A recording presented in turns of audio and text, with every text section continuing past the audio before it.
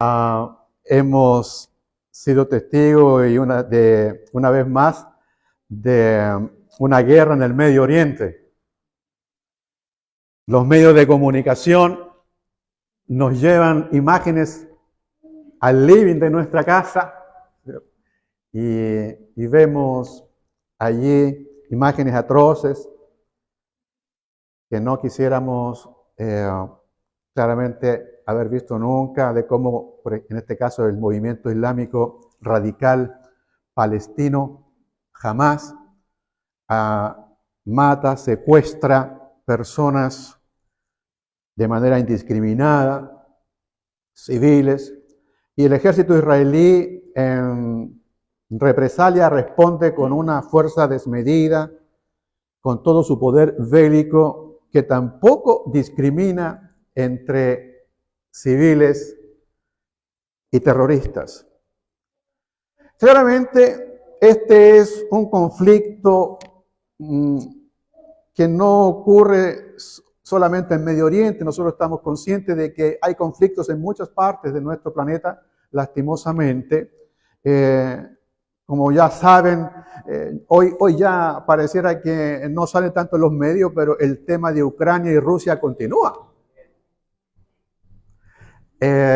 Los medios no cubren los mismos problemas que se dan en África.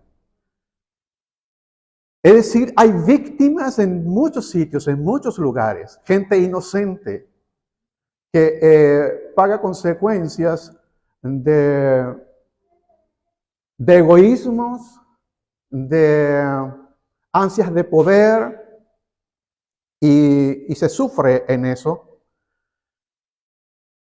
Y dado eso, yo quiero partir diciendo que Dios no es solo Dios de Israel. Dios también es Dios de Palestina. Eso lo pienso, pero no lo he dicho yo y estoy de acuerdo con eso, porque esto lo ha dicho un judío en el primer siglo, mencionó esto. Es un judío, yo quiero que no perdamos de vista, vamos a leer unos par de versos que este judío, muy entregado a las leyes de su patria, de su país, enseñado en ello, es un misionero judío. Él escribe cosas y tenemos que tratar de meternos en esa mente. Y él, en una ocasión, escribe en el libro de Romanos, capítulo 3, verso 29, y si quieres lo subrayas allí, porque él ha dicho, hace una pregunta. Él dice, ¿es acaso Dios solo Dios de los judíos? Miren la pregunta que parte diciendo un judío. ¿Es acaso Dios solo Dios de los judíos? Y sigue con la siguiente pregunta, dice, ¿no lo es también de los gentiles? Sí, responde él. También es Dios de los gentiles. La palabra gentil allí, que es etnos, significa naciones. ¿No es acaso Dios también de las naciones extranjeras, de todas las naciones? Y la respuesta a esa pregunta es sí. Por ello digo que Dios también es Dios de los palestinos. El conflicto de Israel, estimados míos, con sus vecinos palestinos, es un tema sin duda por demás complejo, muy complejísimo. Se remonta a tiempos bíblicos. Es muy antiguo. Por lo menos 4.000 años hacia atrás. La Franja de Gaza ha sido ocupada por muchos pueblos, por muchas dinastías. De hecho, allí parten los filisteos. De allí viene el nombre Palestina, de Filistía o Filistina. Los filisteos habitaron allí primeramente. De allí derivan el nombre de Palestina. Y luego vinieron el antiguo Egipto, también estuvo allí en esa zona. Hasta, bueno, la historia es bastante larga, hasta que llega el Imperio Otomano, los turcos. Y el Imperio Otomano va a estar allí hasta el año 1917. Esto tiene que ver con la Primera Guerra Mundial, y en 1917 el Imperio Británico, los ingleses toman control de toda esa zona, y cuando se da el conflicto árabe-israelí en el año 1948, cuando Israel es considerado o declarado un Estado, entonces en ese minuto toda esta región se convirtió en una zona de refugio de miles de refugiados allí, palestinos. Aunque en el año 48 Israel ya era Estado, aún así Egipto seguía tomando el control de toda esa zona. Y el año 1967 se da una guerra. Ustedes recordarán, se llamó la Guerra de los 6 días. Y en esa guerra Israel ya tomó control de toda esa zona y quedaron arrinconados los palestinos en ese territorio hasta el año 2005, recientemente el 2005, cuando Israel sale de allí, los colonos salen de allí y abandonan todo Gaza. Y fue el tiempo en que Hamás toma el control del país, de esa zona. Hamás toma, cuando sale Israel de allí, Hamás, a través de una elección, salen, de hecho, echan al grupo Al-Fatah, y ellos toman el control, y de 2005 a la fecha nunca más hubo elecciones, y Hamás se hizo dueño, amo y señor de ese sitio. Pero Israel, temiendo, lo que hace es construir una barricada, un muro, una reja, y allí la tiene, que son las rejas que rompieron para entrar. Esa la construyó Israel, y están cercados allí. Los organismos de derechos humanos dicen que esta es la cárcel al aire libre más grande del mundo, porque es Israel quien decide quién entra o quién sale. Ellos son los que controlan esto y construyeron esta cerca. Pero como he dicho, no debemos pensar que solamente en Israel o los palestinos son los únicos que tienen conflicto y que han construido estas rejas, estas cercas, porque desde que el mundo es mundo, lastimosamente el ser humano ha construido barreras. Pensáramos simplemente en los griegos consideraban al mundo en dos clases de personas, los griegos y los bárbaros. Los griegos repudiaban, pusieron una reja cultural, si quieren, para todos los bárbaros. ¿Y quién eran los bárbaros? Los que no hablaban griego. Así que si tú no hablas griego, eres un bárbaro o una bárbara para el mundo de los griegos en ese entonces. Pero no fueron simplemente así. Recordemos el año 1989, cuando los alemanes, Berlín del Este, se levantó y comenzó a derribar un muro, piedra a piedra, todas las alambres que encontró, y derribó ese muro. Y luego pudieron encontrarse la gente de Berlín Oriental con Berlín Occidental y se pudieron abrazar, y ustedes recordarán esas imágenes. Eso ocurrió no hace mucho, que cae ese muro después de haber estado 40 años. El tema social, político, cultural, religioso que está hoy día allí es muy complejo. Hoy escuchaba que hay una alta probabilidad que el grupo Hezbollah, que está en el lado norte de Israel, por el Líbano, ya hay enfrentamiento. Los que están por el lado este, que es Cisjordania, también hay enfrentamiento, y lo que está teniendo con Hamás. Nuestra oración, y Dios quiera que eso no siga avanzando ni cundiendo. Estados Unidos está esperando, en caso que se meta a Irán. Entonces la situación es crítica. La situación no está sencilla. Y yo voy a invitarles al final de este tema, de esta predicación, a tener un momento de oración. Y quiero que se vaya preparando para ese momento de oración. Un momento de oración intercesora, una intercesión por todas las víctimas de ese sitio y de todos aquellos que están hoy día sufriendo. Pero con esto nosotros podríamos tal vez pensar que quizás nunca se logre derribar esta barrera, que quizás nunca se logre derribar este muro.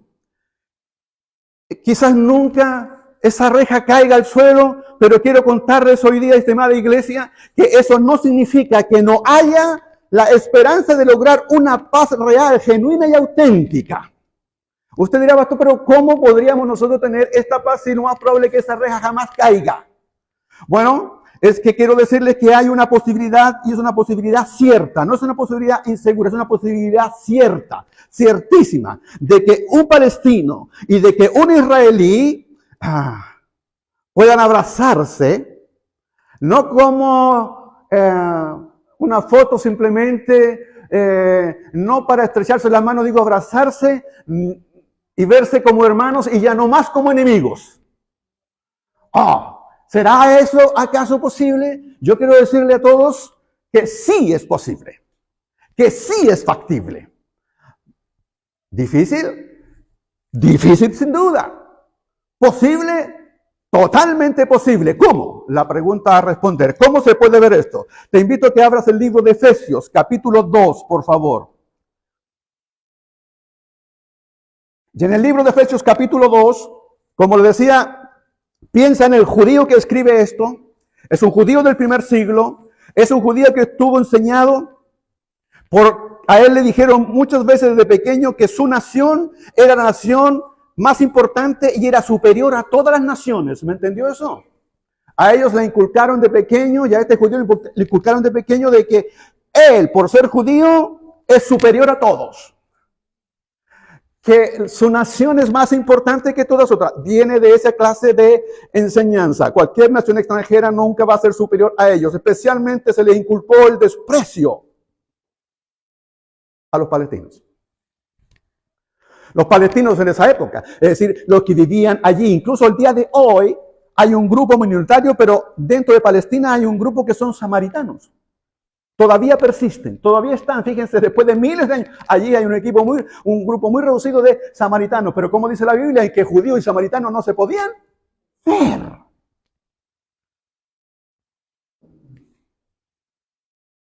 Y dice en el libro de Efesios capítulo 2, verso 14. Mira, presta atención con esto, subráyalo, porque Cristo es nuestra paz, de los dos pueblos ha hecho uno solo. Esa parte es para mí conmovedora. De dos pueblos ha hecho uno solo, derribando mediante su sacrificio el muro de enemistad que nos separaba, dice él. ¿Puedes ver lo que está diciendo este judío? Está diciendo que es posible, pero él lo usa incluso como que algo ya ocurrió. Él dice, no es que vaya a ocurrir, él dice que de los dos pueblos, no dice que va a hacerlo, dice de los dos pueblos ha hecho, ya, dice, ha hecho uno solo, derribando mediante su sacrificio el muro de enemistad que nos separaba. Pablo nos dice aquí que en Cristo desaparecen esas barreras. ¿Alguien puede decir amén? Muy bien. Dice, ¿cómo esto puede suceder? ¿Por qué puede suceder? Bueno, porque él dice, punto número 1, porque Cristo es nuestra paz. Cristo es nuestra paz. ¿Le puedes decir al que está a tu lado, Cristo es nuestra paz? Dile, Cristo es nuestra paz. Quiero que te convenzas de eso. Cristo es nuestra paz. El punto es, ¿qué entender por paz?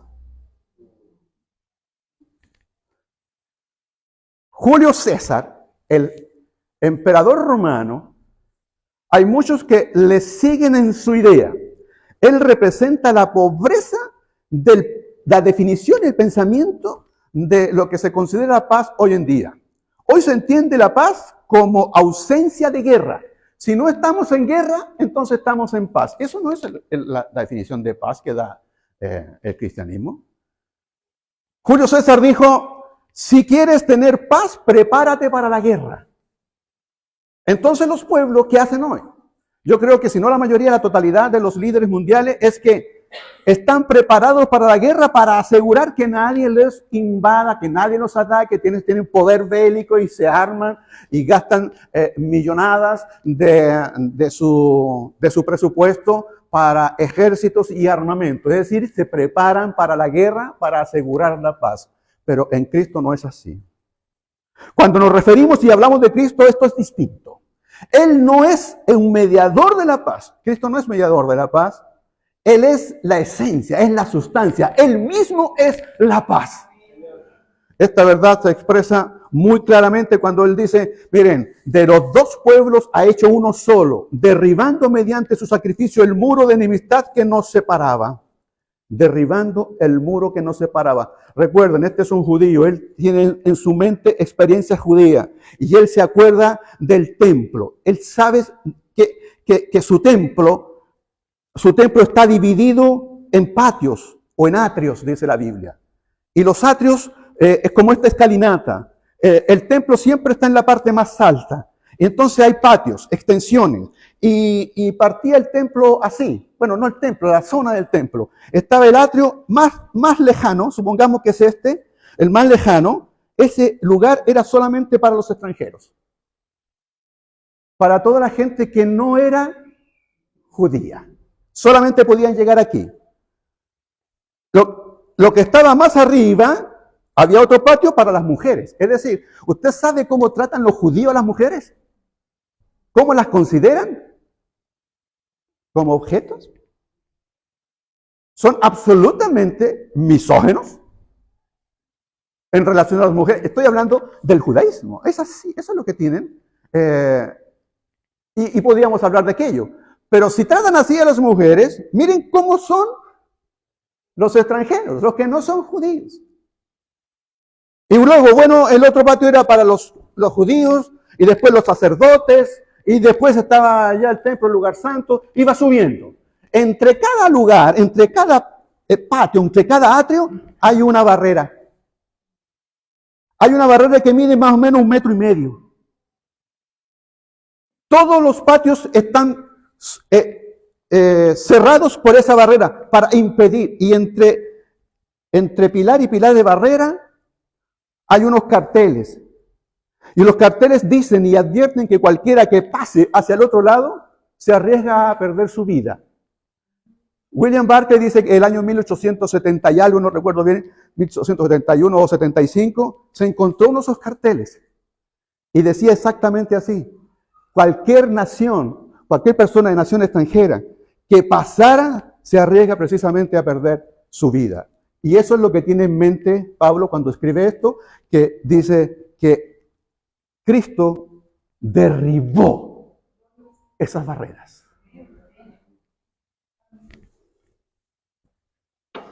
Cada uno de estos lugares derribados. Este muro tiene un doble alcance. Esa valla tiene un doble alcance. Representa también en la mente de Pablo esa valla que separa a la humanidad de Dios. Al hombre que está ajeno a Dios, a sus propósitos y a su voluntad. La humanidad sin Dios es enemigo de Dios. Y Jesús, en su acto expiatorio, derribó ese muro y cualquier otra clase de muro. Jesús derribó en su sacrificio, en la cruz, toda barrera de división, es decir, toda hostilidad, toda enemistad que separa a los pueblos tanto de Dios como de ellos mismos.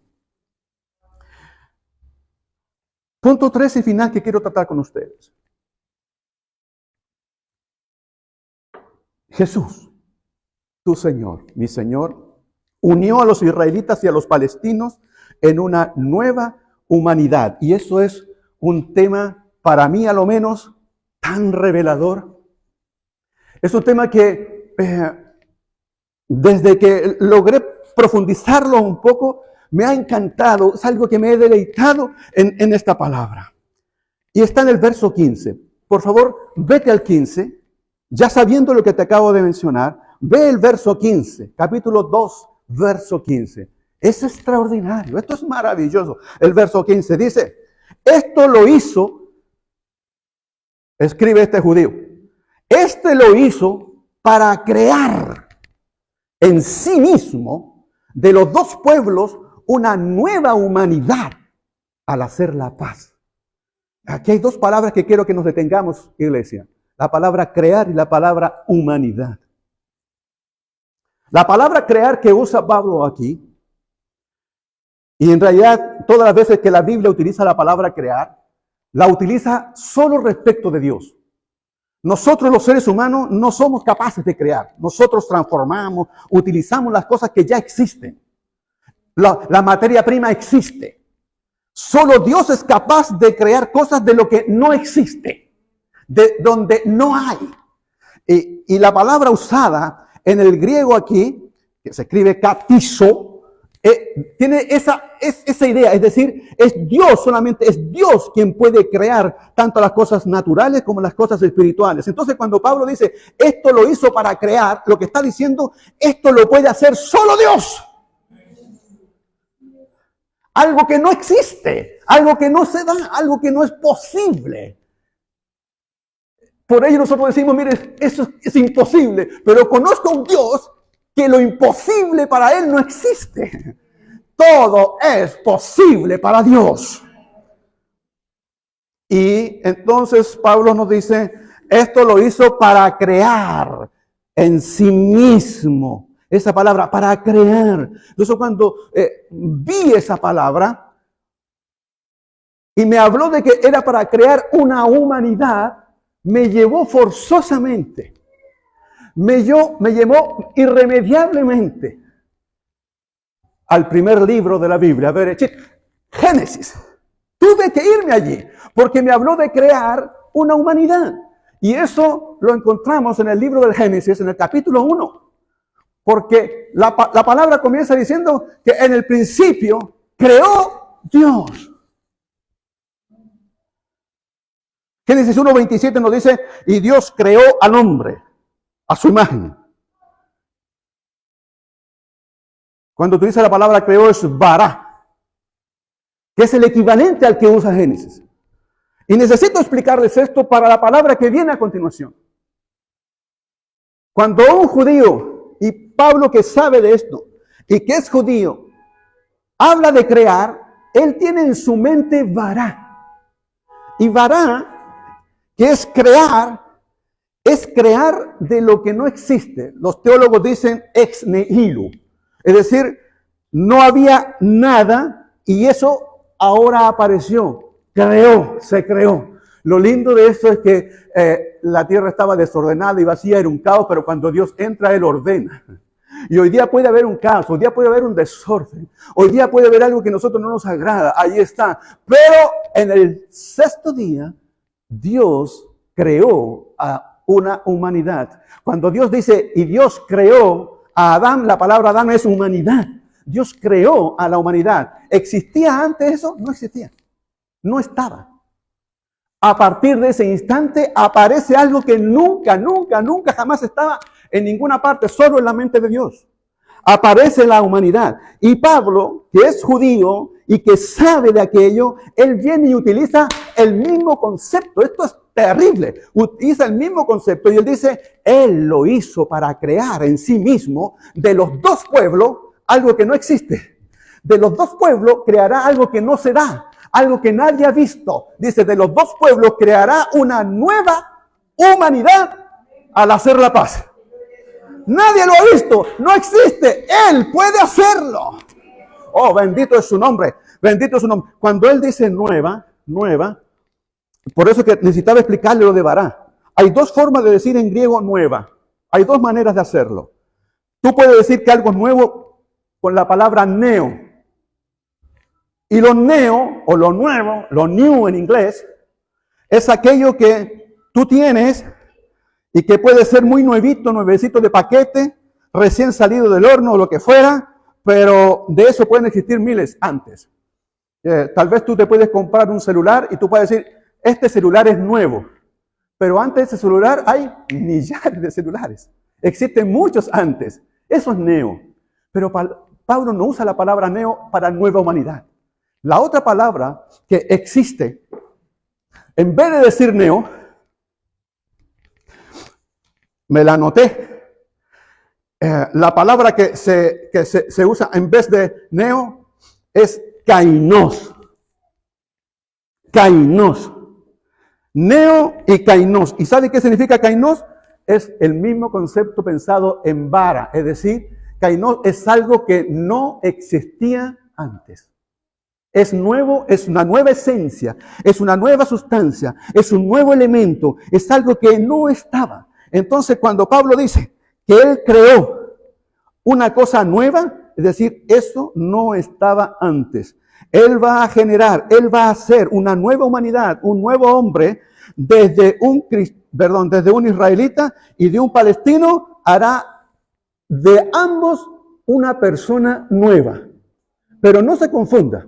No significa que los israelitas se van a convertir todos en palestinos o todos los palestinos se van a convertir en israelitas. No, cada uno el israelita sigue siendo israelita, el palestino sigue siendo palestino, pero ambos se han convertido en algo que antes no existía. Y esa es una nueva humanidad. Eso es lo que la Biblia nos declara como su iglesia, su cuerpo. Es algo que no existía. Es un nuevo hombre, es una nueva naturaleza. Y eso Dios, a través del acto de Jesucristo, lo pudo hacer. Es algo que no existía antes. Estimados míos, la unidad no borra las características raciales.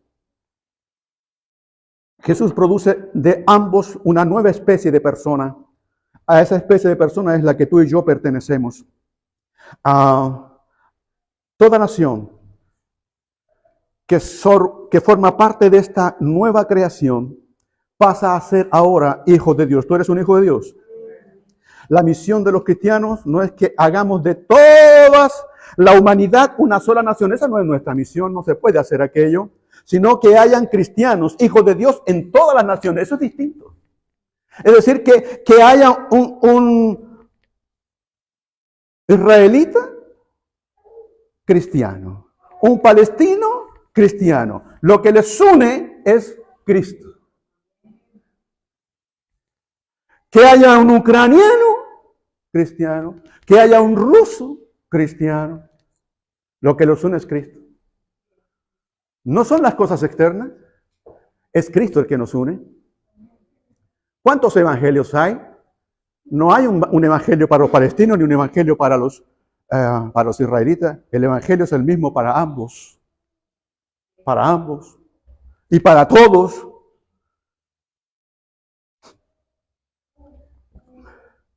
No se quiere borrar las razas ni las culturas. Todos en absoluta igualdad de derecho podemos confiadamente dirigirnos al Padre. El problema de hoy a nivel mundial son estas barreras. Es un problema apremiante. Hoy en día hay toda clase de vallas que nos separan. Credos, las razas, etc. Las clases sociales. Nosotros tenemos que sacudirnos, abrir nuestra boca y nuevamente traer este mensaje de Cristo que nos incluye a todos. La iglesia tiene que ser inclusiva, no puede ser excluyente. La iglesia acoge a todos, porque todos formamos parte, independientemente de aquellos que llegan a Jesús, abrazan una cruz. Y si tú te quieres abrazar la cruz, irremediablemente tendrás que abrazar a aquel que a lo mejor consideras tu enemigo. Estimados míos, este judío del primer siglo, Pablo de Tarso, escribió una vez a los colosenses: en esta nueva naturaleza, en esta nueva humanidad, no hay griego ni judío. Colosenses 3:11. No hay circunciso ni incircuncisos. No hay cultos ni incultos. No hay esclavos ni libres. Yo agregaría, no hay hombres ni mujeres. No hay de derecha ni de izquierda. Dice, sino que Cristo es todo y está en todos. Cristo está en todos. Les había adelantado que quería hacer una oración. Y la vamos a hacer.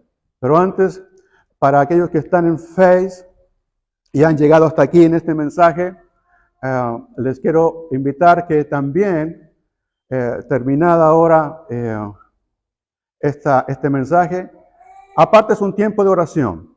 Y si es necesario y si es posible, también invita a otros a esta oración. Que vamos a orar para que Dios pueda intervenir en este conflicto allí, que no crezca más, a pedir por estas víctimas que están allí, por niños, por mujeres, ancianos, mucha gente inocente que está en medio de este fuego cruzado.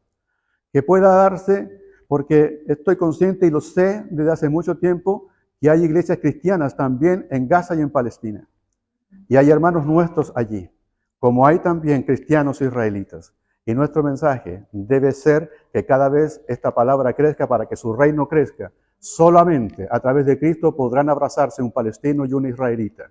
Solamente en Cristo se podrá abrazar un ucraniano con un ruso y cualquier otro enemigo en cualquier parte del mundo, porque Él es nuestra paz. Así que bendiciones para ti. Aquí me quedo con la congregación orando.